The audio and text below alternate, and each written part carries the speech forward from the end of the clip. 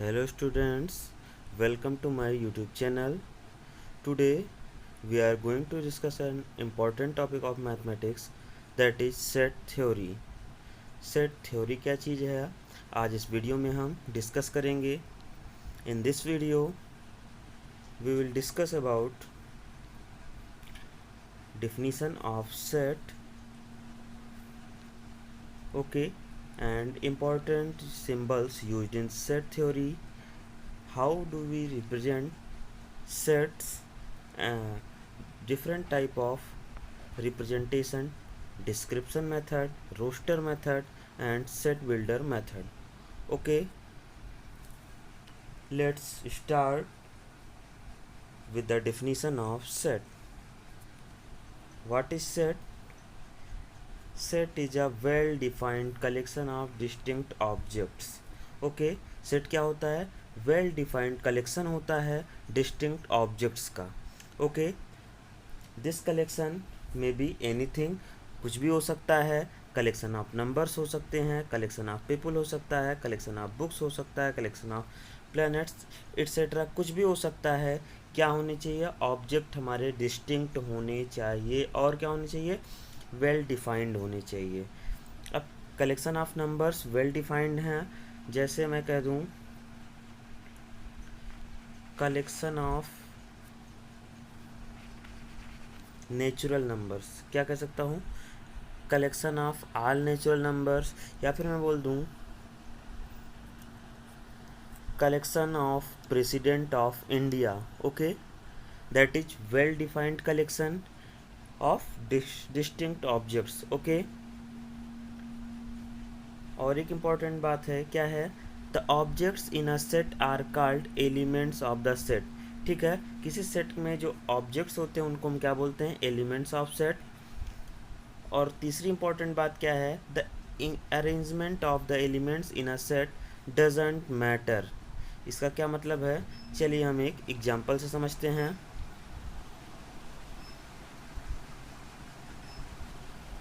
जैसे हमने एक एग्जाम्पल लिया 1 2 3 4. ये क्या हैं? ये हमारे नंबर्स हैं. कैसे नंबर्स हैं? नेचुरल नंबर्स हैं. ठीक है, this is a collection of natural numbers. Okay, कोई भी डिस्टिंक्ट ऑब्जेक्ट का कलेक्शन हो उसे ही हम क्या बोलते हैं? सेट बोलते हैं. ठीक है, तो नेचुरल नंबर्स क्या हैं? वेल डिफाइंड हैं. ओके, और क्या हैं? डिस्टिंक्ट हैं. ओके, इसलिए इसे हम क्या बोलेंगे? इसे हम बोलेंगे सेट. इस सेट को हम नाम दे दें कैपिटल ए. अच्छा, सेट को हम रिप्रेजेंट करते हैं किससे? कैपिटल लेटर्स से. ओके, अच्छा, दूसरी बात हमने यहाँ पर कहा था कि क्या होने चाहिए? वेल डिफाइंड कलेक्शन होना चाहिए. अब नंबर्स क्या थे? ये वेल डिफाइंड थे, नेचुरल नंबर्स थे. ओके, नेक्स्ट क्या होना चाहिए? Distinct objects. ऑब्जेक्ट्स हमारे क्या होने चाहिए? डिस्टिंक्ट होने चाहिए. डिस्टिंक्ट मीन्स, जैसे मैं अगर यहाँ पर लिख देता 1 2 2 3 4, अगर हम ऐसा ग्रुप बनाता, अगर मैं ऐसा ग्रुप बनाता तो बेटा यहाँ पर क्या था? ये डिस्टिंक्ट नहीं थे, सेम ऑब्जेक्ट आ गए थे. ऐसा नहीं होता है सेट में. ओके, ठीक है, चलिए आगे हम बढ़ते हैं. आई होप कि आपको समझ में आ गया होगा. क्या है? Set is a well defined collection. जो भी चीज़ें वेल डिफाइंड हैं उन्हें ही हम सेट कहेंगे. ओके, जैसे क्या है? Collection of planets in our solar system. हमारे सोलर सिस्टम में कितने प्लैनेट्स हैं? 9 प्लैनेट्स थे पहले, अभी कितने हैं? 8 प्लैनेट्स हैं. ठीक है, that is well defined. Okay, and all the planets are distinct. Okay, so the collection of planets is an example of set. Okay, after this we will discuss about important symbols used in set. Okay, कौन कौन से symbols use करते हैं? सबसे पहला symbol आप use करते हैं एप्सिलॉन का. एप्सिलॉन को ऐसे बनाते हैं, कई बार ऐसे भी बना दिया जाता है. ठीक है, इस एप्सिलॉन का मतलब क्या होता है? इस एप्सिलॉन की मीनिंग होती है बिलोंग्स टू. क्या होती है? Belongs to. ओके, जैसे मैं कह दूं मैं एक एग्जांपल देता हूँ बेटा। नेचुरल नंबर्स, मान लीजिए यहाँ पर एक सेट था, ए कंटेन्स 1 2 3 4 5। ओके, तो क्या है, ये सारे इसके 1 2 3 4 5 क्या हैं, एलिमेंट्स ऑफ द सेट हैं। ठीक है, अगर हमको लिखना होगा, अगर इस तरह से लिखा हुआ है 2 is an element of A, तो हम इसको लगा देंगे बिलोंग्स टू का symbol, this means 2 belongs to A. Okay, चलिए नेक्स्ट क्या है, जैसे हम कह दें 3 belongs to A, because 3 is also an element of A. Okay, if we write 5 also belongs to A, and if we write 7 doesn't belongs to A, 7 इस set में नहीं है, तो यहाँ पर not belongs to इसको एप्सिलॉन लगा के क्रॉस कर देंगे। ठीक है, तो पहली चीज़ ये क्लियर हो गई, क्या है, epsilon means belongs to. Okay, next symbol जो हम यूज करते हैं वो क्या है, कोलोन का। ठीक है, क्या है वो, कोलोन का।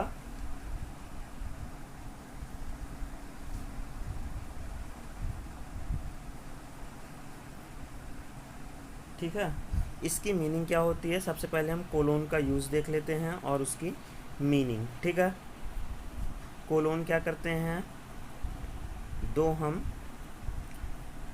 डॉट्स लगा देते हैं अप एंड डाउन पे, इसको कोलोन बोलते हैं। वही इंग्लिश में भी जो यूज किया था वही वाला कोलोन है, सिंबल है ये। ठीक है, इसकी मीनिंग होती है सच दैट, इसकी मीनिंग क्या होती है, सच दैट। हम यूज करके बताएंगे तब आपको क्लियर हो जाएगा। कोलोन के अलावा सच दैट को एक और सिंबल से रिप्रेजेंट किया जाता है, वो क्या होता है, vertical bar. Vertical bar means एक वर्टिकल लाइन हम ड्रा कर दें, this is called vertical bar. Okay, इसकी भी मीनिंग क्या होती है, सच दैट। क्या होती है, सच दैट। ओके, नेक्स्ट एक और सिंबल हम यूज करते हैं, वो क्या है, कॉमा। कॉमा की मीनिंग यहाँ पर क्या होती है, कॉमा की मीनिंग होती है बेटा यहाँ पर एंड। क्या होती है, एंड होती है। ठीक है, चलिए हम फटाफट एक बार रिवाइज कर लेते हैं कौन कौन से सिंबल्स थे और उनकी क्या क्या मीनिंग्स थी। ओके,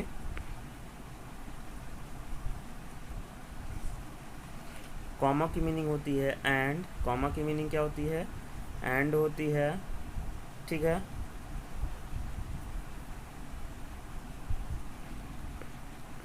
और एप्सिलॉन की मीनिंग क्या होती है, बिलोंग्स टू। क्या होती है, बिलोंग्स टू।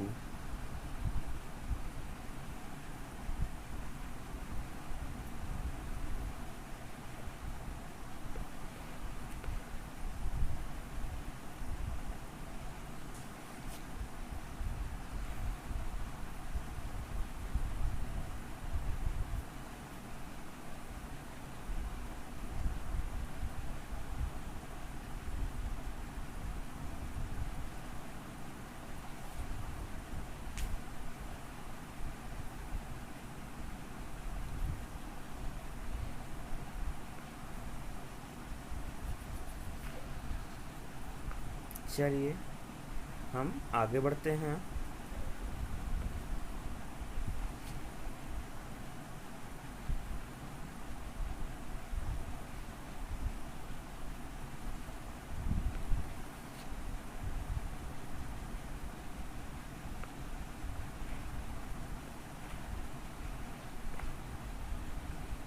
चलिए फिर से देख लेते हैं इंपॉर्टेंट सिंबल्स कौन कौन से थे। पहला सिंबल था एप्सिलॉन का, epsilon means belongs to.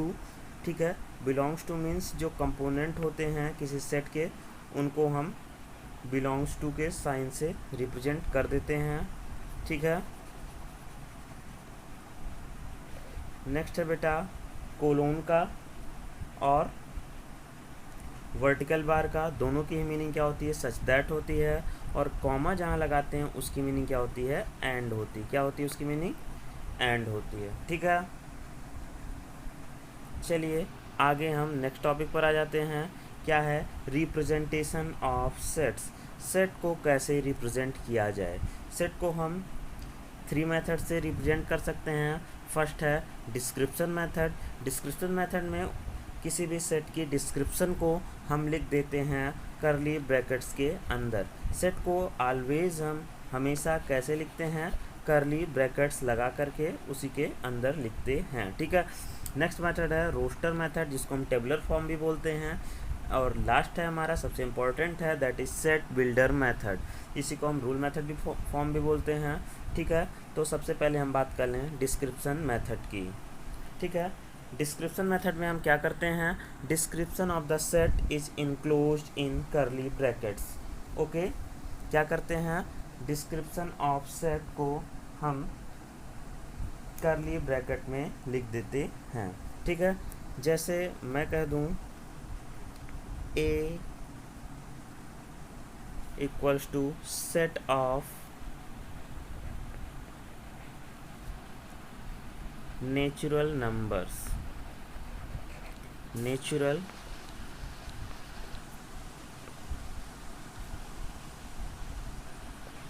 Numbers. Okay, क्या है,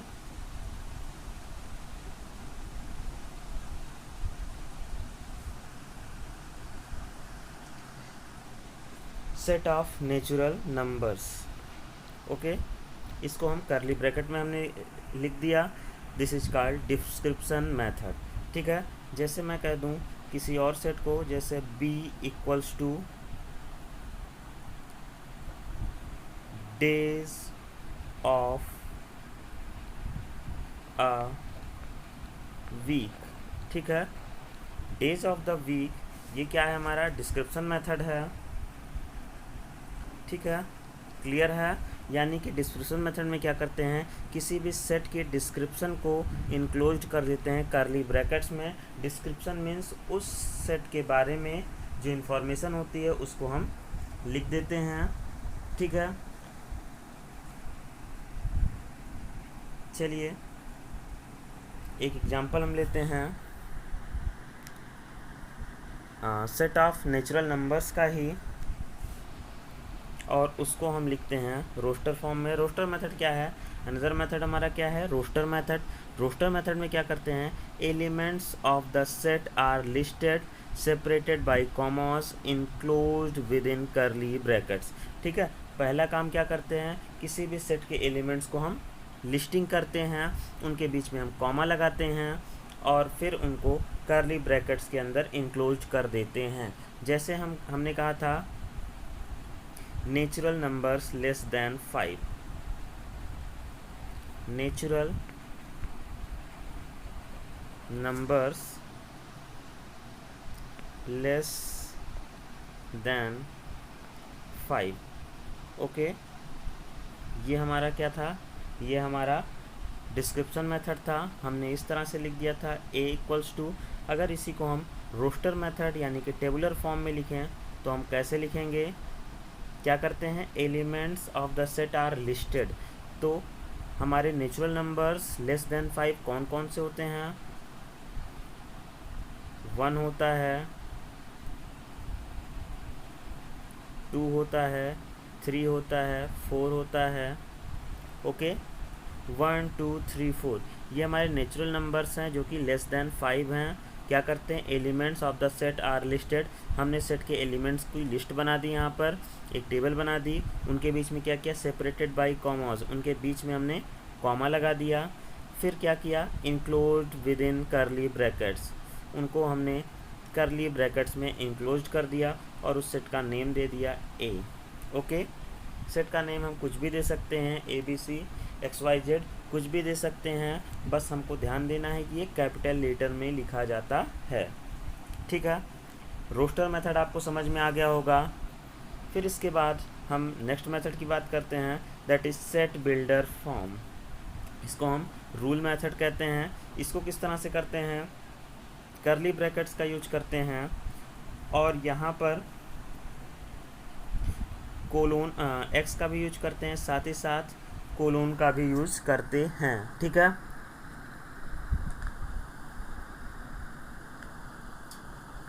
तो कैसे करते हैं सेट बिल्डर फॉर्म में? सबसे इम्पोर्टेंट यही होता है सेट बिल्डर फॉर्म। इसको लिखने के लिए हम क्या करते हैं, जैसे हमारा एक सिंपल एग्जांपल जो लास्ट मेथड में हमने डिस्कस किया था, क्या थे?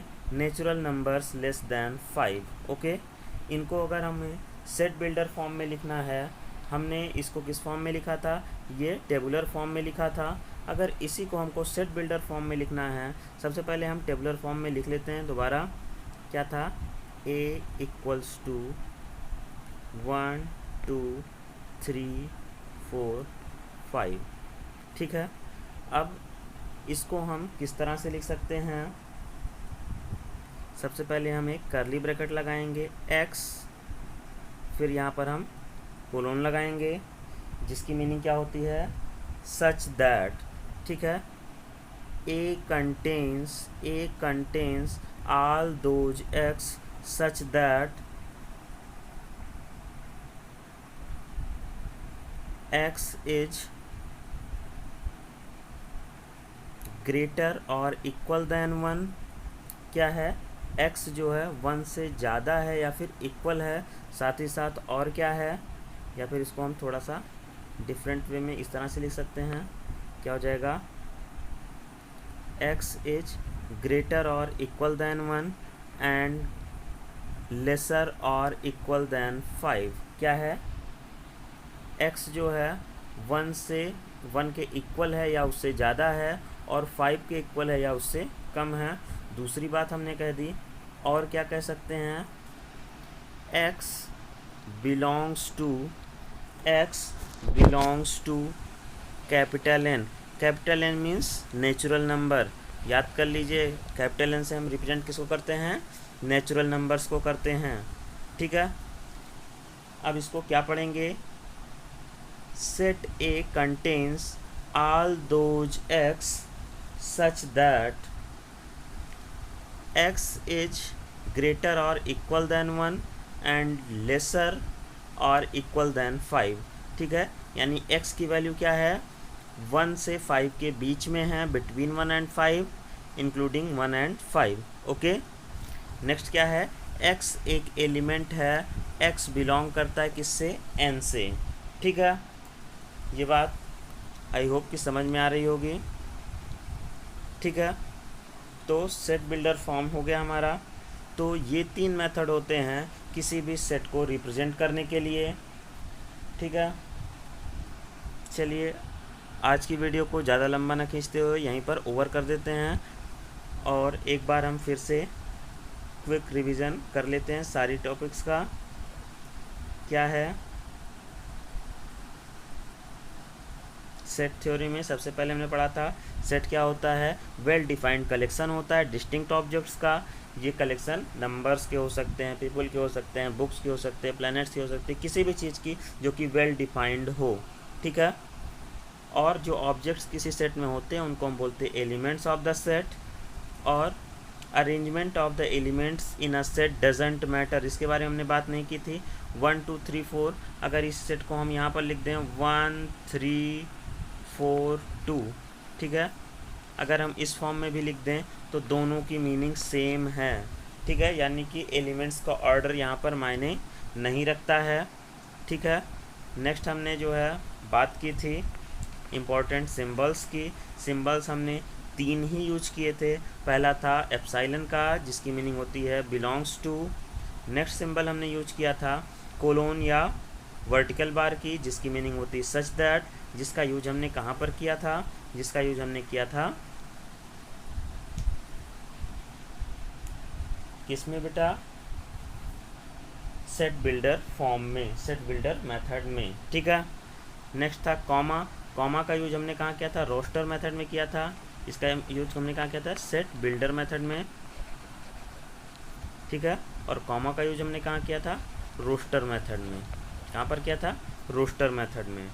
ठीक है, और एप्सिलॉन मीन्स बिलोंग्स टू, इसका भी यूज हमने कहाँ किया था? सेट बिल्डर मेथड में। ठीक है, तो रिप्रेजेंटेशन ऑफ सेट मैंने बताया था कि 3 मेथड हैं। ठीक है, पहला है डिस्क्रिप्शन मेथड, जिसमें हम डिस्क्राइब कर देते हैं सेट को करली ब्रैकेट लगा करके, ठीक है। नेक्स्ट हमारा था रोस्टर मेथड, जिसमें या जिसको हम टेबुलर फॉर्म भी कहते हैं। इसमें क्या करते हैं,